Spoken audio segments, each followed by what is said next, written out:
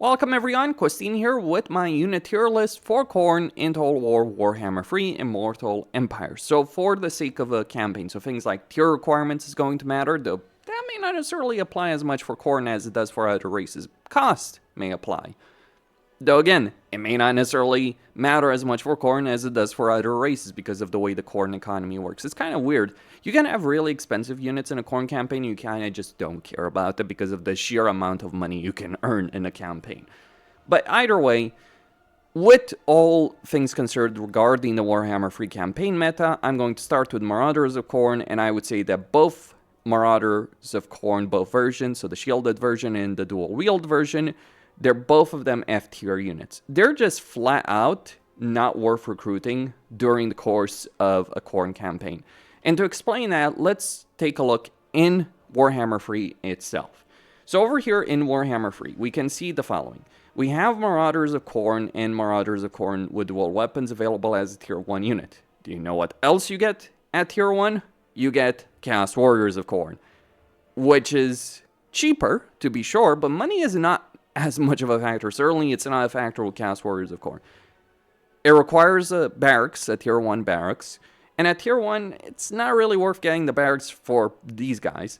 Of course, you would probably get it to unlock the tier 2 version, but again, you have better options to recruit. Like, even regular Bloodletters, I would say, they're worth recruiting more than Marauders of Khorne.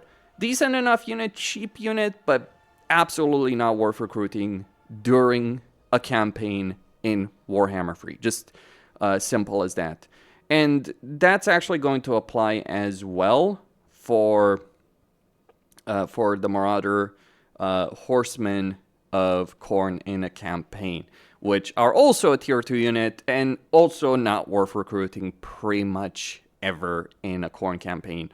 Because if you want a fast-moving unit, you do have other options, much better options, much more combat efficient options. So yeah, Marauders of Khorne, Marauder Horsemen of Khorne, throwing axes, just not really worth considering in terms of recruitment.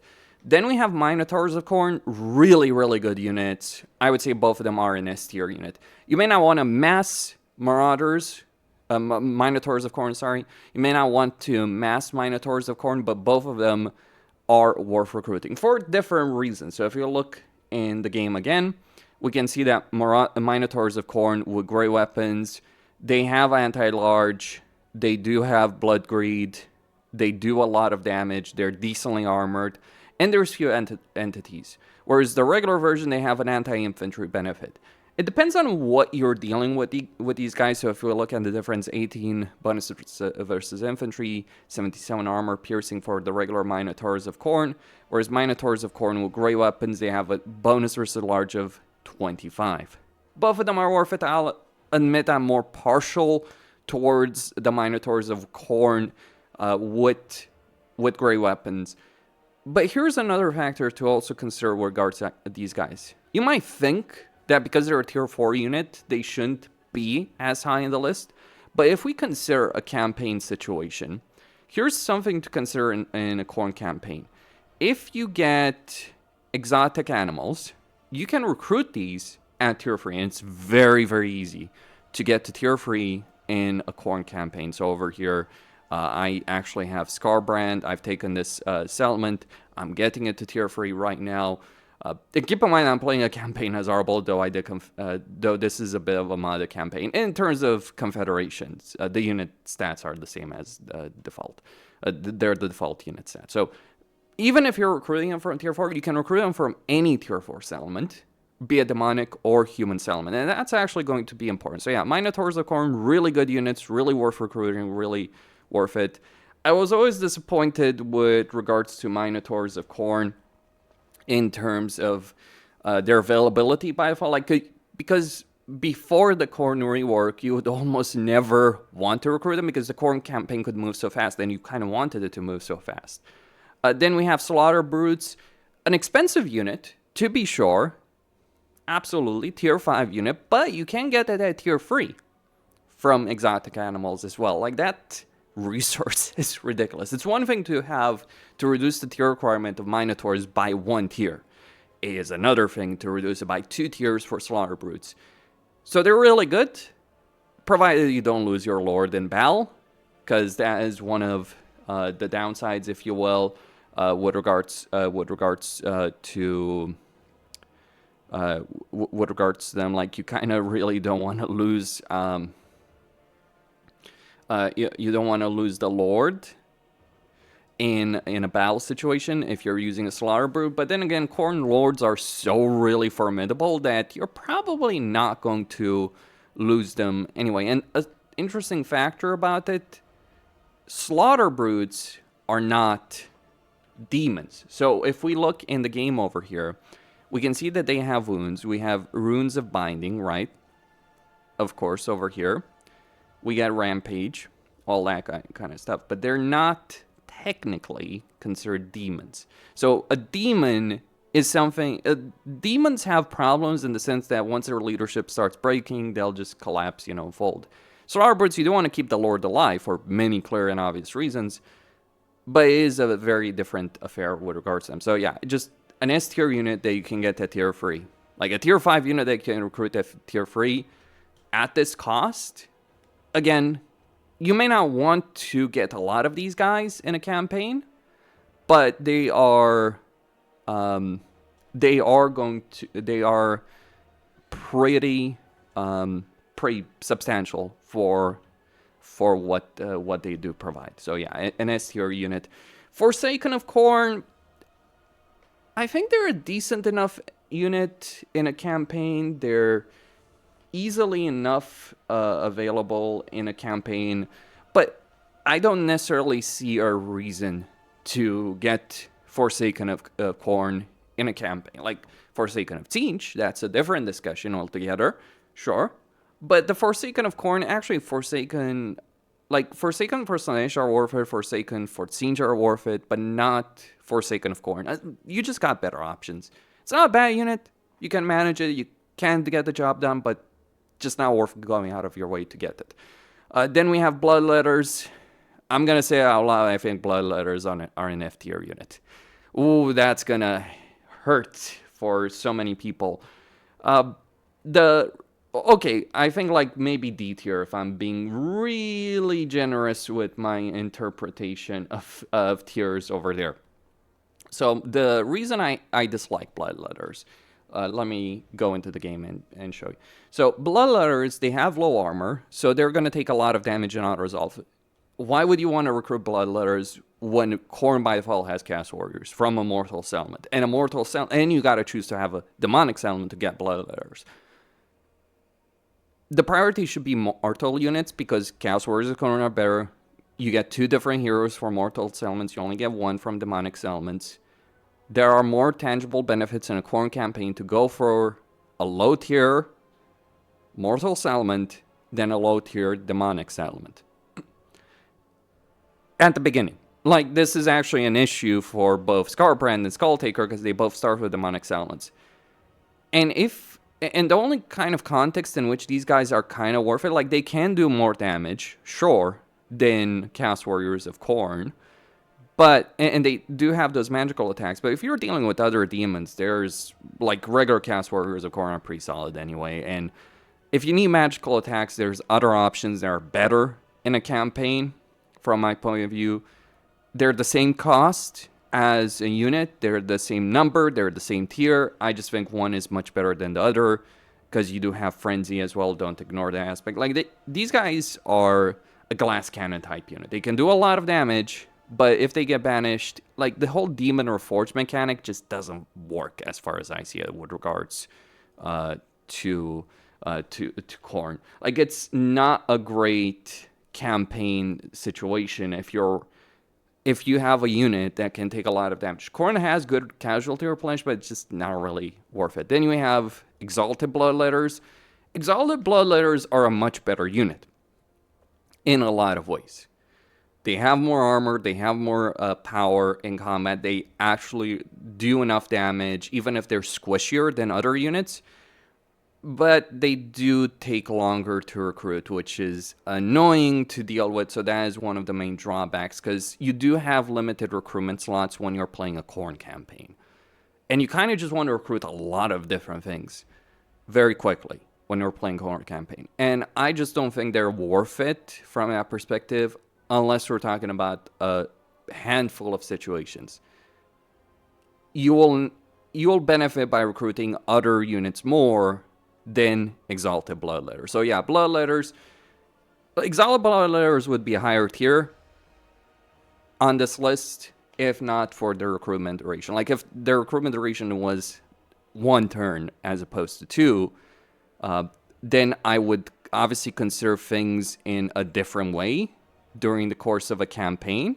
But given the tier, but given the requirements in terms of like recruitment duration for them, I just can't see myself justifying ever recruiting an exalted bloodletter in a campaign, like just that 2 turn. Cost is not too bad, but yeah, I just don't think they're worth it. Pretty solid stats though all around, but yeah, just hard to justify. Given, like, if Khorne could get more recruitment slots and they weren't taking 2 turns to recruit, that would put them higher on this list. Then Cast Warriors of Khorne, like, yeah, they're an A tier unit. I would probably not put them S tier because you only really use them at the beginning of a campaign because you get much better units later on. But they are great line holders. They're great in auto-resolve. They're great in battle. They might not do the damage, but you have other things to do damage with in Khorne campaigns, including other mortal units. Lords like Scarbrand can solo fucking armies on his own. Skulldigger can kill a lot of things as well. Don't get me started on Arbol either. Like, all the legendary Lords of Khorne are pretty damn scary. Like, Cast Warriors of Khorne, they are the units you want to mass early on in a campaign. Then we have Cast Warriors of Khorne with Halberds. Tier 2 unit. Does require barracks, but you want to get that for the cultists anyway, so replenishment hero, you want to get a decent amount of those barracks. You'll get these pretty damn quickly in a campaign. S tier unit, superb line holders, good anti-large. They do have armor piercing as well. Obviously, a gray weapon variant would be better in a campaign if Khorne had that. Khorne doesn't have that, so that is a bit of a downside with regards to Khorne. But again, tier 2 unit, most of the damage is armor piercing. They have a pretty decent bonus versus large. They have a good amount of armor. They have really high leadership. These guys will not break so easily. They have charge reflection as well. So it is worth getting these guys pretty quick in a campaign. Not necessarily mass them, I would say. Like, depends on what you're dealing with. Though you could probably just recruit a lot of these guys. I personally prefer recruiting a combination of halberds and regular cast warriors. Then we have Chosen of Khorne. You know, I could put the Chosen of Khorne, both of them, both versions of it in S tier. Should I though put them? Ultimate, yeah, I think I will. Ultimate line holders for Khorne. Yeah, so regular Chosen, not the dual wield version. They're tier 3. Remember this. They're a tier 3 freaking unit. Some of the best freaking line holders in the entire game. Like, the sheer amount of armor that they have is absurd. Like, if we look at the game over here, Chosen of Khorne, they have 130 armor, they have flaming attacks, they have frenzy, they have resilience, they have spell resistance, just a phenomenal unit. And then Chosen of Khorne with dual weapons, that anti-infantry benefit, more weapon strength, well, a bit more weapon strength, but obviously they lose that shield, so they're losing quite a bit of durability, but the damage is absolutely there. But the question is, do you need Chosen of Khorne with dual weapons? It's kind of discussion with regards to that. Like, are these guys important to get during the course of a campaign? Maybe, maybe not. But Cast Warriors of Khorne with dual weapons, A tier unit as well, like just really solid infantry unit, gets the job done, destroys chaff, and then Chosen of Khorne with dual weapons, yeah, it's hard to argue otherwise. Like, the amount of damage these guys can do is pretty significant. But maybe they're a bit redundant. Like, that's kind of the thing. Khorne has a lot of really, really good units, but I just think, like, some things could be considered redundant. So maybe that is a factor to consider, because you can get a bunch of damage otherwise. So I'm just gonna put them in A tier over there. There's nothing wrong with them. They're worth recruiting, but you also have plenty of other options. Like if you want a lot of damage, you got Minotaurs or some other things. Then we have Spawn of Khorne, a unit that's flat out not worth recruiting as far as I see it. Like, considering, like, Spawn of Khorne are not bad. Again, like, a lot of the, like, this is the crazy thing about Khorne. There's very few units that are genuinely bad. We'll get to those in a second. Like, even the F tier units on this list, it's more of a case that they're not worth recruiting because there's better options. Like, that's kind of the theme of this list. It's like, why recruit Marauders when you got Chaos Warriors? Why recruit Spawn when you got X, Y, and Z, right? That's kind of the thing. So, nothing wrong with them. Khorne Gores, probably going to put them in C tier as well. Like, I think they're okay, but generally I just don't necessarily see that much of a reason to recruit them compared to other things that you can get in a Khorne campaign. They are, however, a tier 2 unit. So if we look at them in terms of their stats, they can become unbreakable if their HP is less than 50% base. They do have Primal Fury. Yeah, they get the job done. Like, they have Charge Reflection, they have Woodsman, they have Frenzy, they have Anti-Large. But it's just like, would I rather have these guys or Chaos Warriors of Khorne with Halberds? I'd rather have Chaos Warriors of Khorne with Halberds. Chaos Warriors of Khorne with Halberds have almost double the freaking armor in a battle. They don't necessarily have some of the same benefits, but yeah, their base leadership is so much better. So Khorne Gores, just kind of whatever, really, in quite a few ways, I would dare say. Like, again, not a horrible unit, just not a unit that's really worth recruiting. Skull Reapers, pretty good. The way I would view Skull Reapers, they're a higher damage version of Chaos Warriors with dual weapons. So they do a good amount of damage. They also have magical attacks. They're recruited at the same tier as and from the same structure as Chosen, so tier 3 unit. If you're dealing with enemy demon units, they're probably worth recruiting. They do have pretty good melee attack. So if we look at the stats, we got good melee attack, magical attacks, anti-infantry benefit over there for both of these guys. Right, so these guys sacrifice a good amount of armor for that kind of damage capability. They have really good leadership, though. So it's like, you want to protect them, but you get these guys in melee, or if you're dealing with enemy demon chaff, these guys are probably the one unit you want to get in a campaign. Then we have Wrathmongers. It's like, what do you want me to say about Wrathmongers? These guys are probably the best elite infantry in the game. Like, I'm not joking. In a lot of ways. They're so broken right now that the multiplayer community is actually complaining about them to the point that they kind of want to get them nerfed. So let's take a look at their stats in game. So they get immune to flanking. They have frenzy. They have 80 damage, 54 of it, armor piercing. They're only 32 entities. But, like, compare these to Chosen of Khorne with dual weapons. Because, like, that's kind of the equivalent. Like, fewer entities, sure, same HP. But the amount of freaking damage these things do is absurd. Like, Chosen of Khorne with dual weapons might be better against Chaff. These guys, because of their pure armor piercing damage, are just gonna annihilate elite infantry. Like, heavily armored infantry. Think of Chosen Ugreo weapons of Nurgle. Yeah, they're pretty ridiculous. They're so ridiculous that they're probably the best unit to recruit on a Khorne campaign. So, like, and their smaller entities makes them really good in tight spaces, which means sieges. You can also more easily protect them in battles because of that.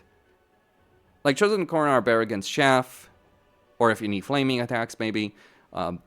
Wrathmongers are good if you're dealing with really good high-end units. Not anti-large, though, but, geez, these guys. Like, if Doomseekers were like these guys... By the way, some people were like, oh, Doomseekers obliterate elite infantry. And I'm like, no. Doomseekers get wiped off the face of the earth by actual elite infantry. Because if you think like a cast warrior of Khorne is an elite infantry or dual weapon, actually I'm pretty sure cast warriors of Khorne with dual weapons actually beat Tomb Seekers, higher tier unit. Wrathmongers, they're pretty damn scary, I gotta tell you. Like, you don't want to engage these guys in melee. Like, if you're playing a non-melee faction, you want to kill them with everything else you got. You engage them in melee, they're liable to actually wipe the floor with you. High leadership, pretty solid armor. So, some units sacrifice armor for damage dealing capability. These guys do as well, but it's not quite as notable of an effect as you would see in other cases with some other units. So yeah, just a really, really, really good unit. General purpose, not necessarily specialized against certain enemies, but geez, like what they're offering is great. Cast Hounds of Khorne. Yeah, I'm gonna put them in F tier. Like, if you're looking for a fast-moving unit, there's better choices. I'm gonna be blunt with it. Like, it's not worth getting these guys. And same with the Demon Hounds as well. So you got Mortals, you got Demon Hounds. Neither of these guys are really worth recruiting. Like, the only ones you should use are either Regiment's Renown or the ones you start with. Then we have Chariots of Khorne. D tier, like if you want the flanking unit early on in your campaign, this is probably the one you want to go for. Not bad, not necessarily a bad choice. I'd personally just recruit more infantry, then get these guys, and get cavalry, much better cavalry, at higher tiers. Blood Beasts, not really a great unit. Like, they underperform compared to what they're supposed to offer in a campaign. Certainly they're lower tier enough. Like, if we look at Blood Beasts, right, they're tier 3 units. They're not horrible, right? Never mind that you get chosen at tier 3. Sure, we get chosen, we get cavalry. We'll get to that into just a second.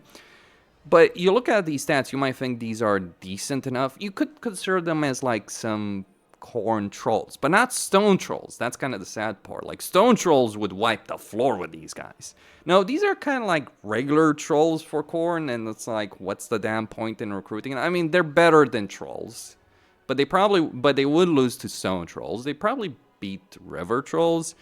Hard to say though. Like, it depends on Skellline's situation and all that. 1v1, yeah, like Blood Beasts, they do underperform. They're squishy, just kind of not worth it. You do get Siege Attacker with these guys, so that's one of the advantages you could consider with these guys, but you can get Siege Attacker through a couple of other means.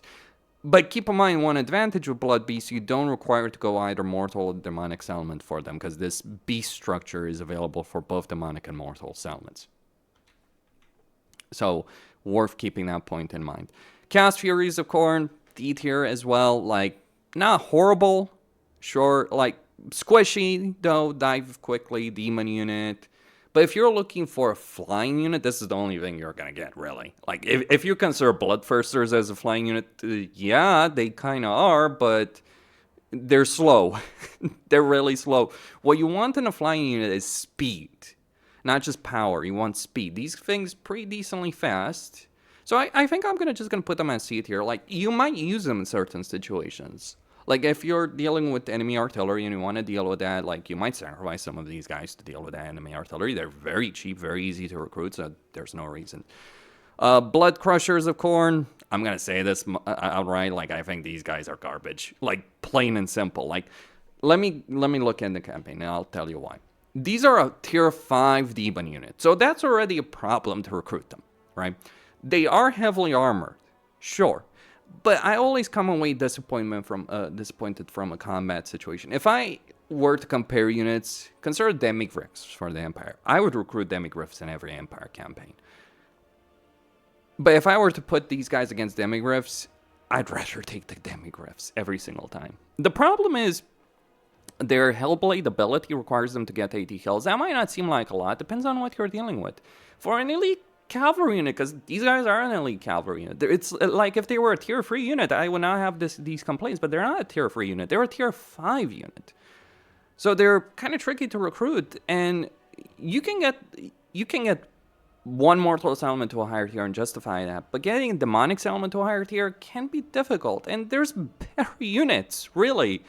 There's better cavalry freaking units available in Khorne campaign, like, you know, you want to talk about Chaos Knights of Khorne or Chaos Knights of Khorne with freaking lances? Like, which don't have the downside of being freaking demon units? We can talk about that. Sure, they have that physical resistance, they have that heavy armor, but the fact that one of their effects literally screws you over and causes you to lose them completely in a battle if you don't retreat them before they, you know, get banished, and the other one requires you to get 80 kills, I just don't really think these guys are worth it in any way, shape, or form. Like, there's demon units worth recruiting. These guys are not it. Gore Beast Chariots, also think D tier. Like, regular Chariots of Khorne can be worth it if you want the fast moving unit. Gore Beast, not really. Like, it's a better unit than the other one, but just kind of not worth it. A bit redundant. Like, redundancy. I'm repeating myself a lot of time. Skull Crushers of Khorne. Now, this is a cavalry unit. These guys are freaking crazy. So if we look in a campaign, right? If we look at the unit selection, 130 armor, bronze shield, which by the way, so they're more heavily armored than Blood Crushers of Khorne. They don't have magical attacks, sure. But you compare the other stats, like they have a higher charge bonus, a much higher charge bonus, 55 versus 70 for Skull Crushers, and they have Frenzy. Skull Crushers have Frenzy. That is a pretty damn substantial benefit that they do have. Both of them have spell resistance, pretty solid spell resistance. I do think this unit is far more useful. Speed-wise, leadership-wise, not necessarily an advantage, but when I'm playing in battles with these guys, because I've played with both of these units, and I can tell you, when I charge with Skull Crushers, I freaking feel it. Or when I get charged by Skull Crushers. Blood Crushers, not the same. So it's the difference between, essentially, the way I would argue, it's the difference between having Exalted Bloodletters on a freaking Hound versus having Chosen on a freaking Hound. And as many benefits as you might give Exalted Bloodletters, yeah, Chosen are better.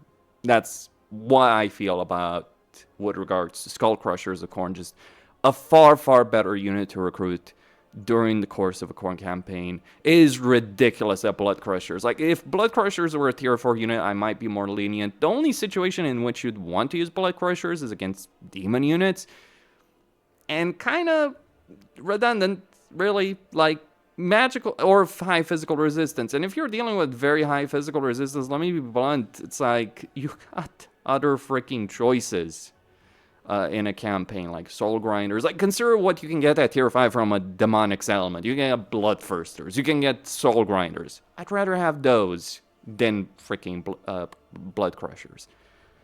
Even in the situation where I'm dealing with a lot of the demonic units. But because of the faction balance in Immortal Empires, you're more likely going to deal with mortal enemies and armored enemies than ones with a high physical resistance. Unless you're dealing with Warzag, that's a bit of a different discussion.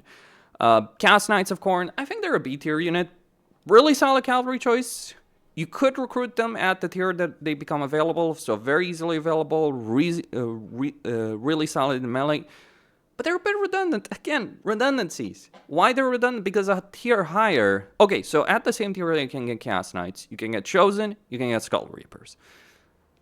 Again, remember the limited recruitment slots Khorne has. Another factor is that a tier higher, you got Chaos Knights of Khorne with Lances. And these guys are... I wouldn't even say an A tier unit. I'd say they're an S tier unit. They're not as good as Skull Crushers, but they're available from tier 4 versus tier 5. That is a pretty big difference. Like, the difference the difference between tier 4 and tier 5 is significantly higher than the difference between tier 3 and tier 4. You can reasonably get to tier 4 in a campaign when it actually matters. Getting to tier 5, a bit tricky. Now, don't get me wrong, Skull Crushers are always worth recruiting the moment you can get them. But consider Chaos Knights of Khorne and Lances compared to Skull Crushers, right? Do you see that much of a difference? Because they're roughly the same damn stats. Fewer entities, there are benefits with that, but let me be blunt, like, both of them have Frenzy, both of them do a lot of damage. And Chaos Knights of Khorne with Lances have a ridiculously high charge bonus. And that's the reason I like them. Because with cavalry, I'm looking for speed. I'm looking to get in a charge attack in a flank of an enemy and then get out. And that's what Chaos Knights of Khorne provide. When these guys charge an enemy, the impact is keenly felt. Don't get me wrong, Chaos Knights of Khorne will get the job done. There's nothing wrong with them. But they're a bit redundant when a tier higher you can get these guys, and I'd rather recruit these guys. The only time you'd recruit Chaos Knights of Khorne is if you just want some really heavy cavalry earlier. But then you'd replace them the moment you can get Chaos Knights of Khorne with lances. That is my perspective. So then we get Blood Shrine of Khorne. So looking at the Blood Shrine of Khorne in a campaign. So the Blood Shrine of Khorne, the way you should view the Blood Shrine of Khorne, so it's got heal per second, it is a demon unit, it does have wounds, single entity, it does have physical resistance, but it has a huge amount of armor, and it has siege attacker, it has magical attacks, flaming attacks. This is a fantastic unit. The reason it's a fantastic unit is actually because it is a single entity. So as far as I see it, Blood Shrines of Khorne are an S tier. No, let's put it as an A tier unit, because you wouldn't want too many of them, and it is annoying to have to get them from Demonic Settlement, but these things are crazy good. Really good chargers. The best chariot unit that Khorne has. I'm not joking, I'm not exaggerating on this subject. I think Blood Shrines are worth recruiting. Like, you get a Demon Settlement for other things, like Bloodthirsters, Skull Cannons, etc., but Blood Shrines of Khorne, get the job done. Very, very effective unit for what is. The problem with Chariots is that if you have too many entities in a unit, there's going to be pathfinding issues. Only having one unit with very high stats actually resolves so many of those issues, it's not even freaking funny. I wouldn't put that as an S tier because it does have some vulnerabilities, but it's still a pretty good unit. Bloodthirsters, pretty powerful unit, to be sure. Again, a bit redundant because you have a lot of power by that time. But if you want a big, powerful single entity, they get the job done. I think I'm just going to put them in B tier because they do feel a bit redundant in certain ways. They're a very high tier unit, and Khorne campaigns in particular are very fast paced. You can get a lot of growth in Khorne campaigns, but you kind of want to dedicate that growth to getting mortal settlements, or at least one province to tier 5 quickly, as opposed to getting a demonic province to tier 5. So they're great if you can get them, but there's that if, right? Are you going to get them when it matters in a campaign? It's a bit sketchy, I gotta admit. Then we have Skull Cannons. I think Skull Cannons are an A tier unit. I would put them higher, but they have the same problem as Bloodthirsters in that perspective. Like, just the fact that it is annoying to recruit them, but damn, these things are powerful. Like, in fact, I would dare argue that Skull Cannons might be worth it more than Blood Shrines, but again, tier requirements, mortal versus demonic. It's an annoying mechanic. Like, if there's one thing I dislike about the Khorne rework, it is that dynamic. But as far as Skull Cannons go, they are an amazing artillery piece, and they do a lot of damage. So if we look at them in the game, they have high armor. They are a demon unit, to be sure. They are a demon unit, but they can fire while moving. You know what this thing is? You should not view the Skull Cannon as a regular artillery piece, because it's not a regular artillery piece. Do you know what this is? This is a freaking artillery chariot. Yes, this is exactly the way you should treat a Skull Cannon. If it hits, it does a lot of damage. It can be tricky sometimes getting a hit with these things, and it can be annoying having to recruit them, but the sheer amount of damage that these things can do, and the fact that you can have an artillery piece that can fire while moving, that replenishes its ammunition by being engaged in melee, and can survive prolonged engagements in melee because of all the resistances it has, means this thing is crazy. But having an artillery unit that can fire in point blank ranged and not have the same issues that every other artillery unit has in terms of managing that, either because of speed, pathfinding, all that, it makes it an amazing artillery unit, especially with the Khorne playstyle, which is like, charge in melee and beat everyone up. That is what makes these things amazing, as far as I see it. Does have some downsides with the way they are recruited, but damn, they are absolutely an amazing unit to get in a campaign as Khorne. It is a shame that it requires a demon summon, so I don't use them as much as I would love to, but I would really, really like to use these guys more. And then we're just down to Soul Grinders and Cast War Shrines of Khorne. I think Cast War Shrines of Khorne, like, only one per army, I would say. They provide some decent buffs, leadership, damage resistance, damage buffs in melee, or to units around them if entities get killed. And yeah, it is a limited range, but given the Khorne melee playstyle, they can be really solid buffers for your army. Not really worth going out of your way for, though. And then we have Soul Grinders. I think Soul Grinders, decent enough unit, but, you know, range unit. Like, in terms of a melee unit, you have better options. In terms of an artillery unit, you got Skull Cannons. They have their uses, don't get me wrong. They're pretty solid units, but just, again, kind of redundant. So, in essence, I guess if there's any takeaway you want to have from this is, like, there's very few really bad units in a Khorne campaign. Just because something is a lower tier does not mean it's inherently bad. It just may not be worth recruiting. Like, I would say the only unit that I would consider the only units I would consider generally bad are probably Blood Beasts and certainly Blood Crushers. Those are the only units I don't think there's ever use for. Everything else is perfectly fine, perfectly functional. I just don't see a reason to recruit Marauders in a Khorne campaign when you got Cast Warriors and even Bloodletters. Spawns, redundant. Hounds, redundant. But yeah, like, there's very few bad units. It's just a question of what's worth recruiting more. And yeah, Cast Warriors with Halberds, Chosen, Wrathmongers, Skull Crushers, Cast Knights with Lances are worth recruiting far more than others. But so are dual weapons, Chosen and Cast Warriors and regular Cast Warriors. So are Skull Reapers, Cast Knights, and all that. Basically, everything in above C tier is worth recruiting to a degree or another in your campaign. That is the principal campaign roster I would use. Everything in C, D, and F, some situations, but you're really mainly getting it for fluff. Or very, very specific circumstances, like with Cast Furies. That's all I had to say. Costin signing out. Don't forget to subscribe, like, and enable notifications, and stay tuned for more.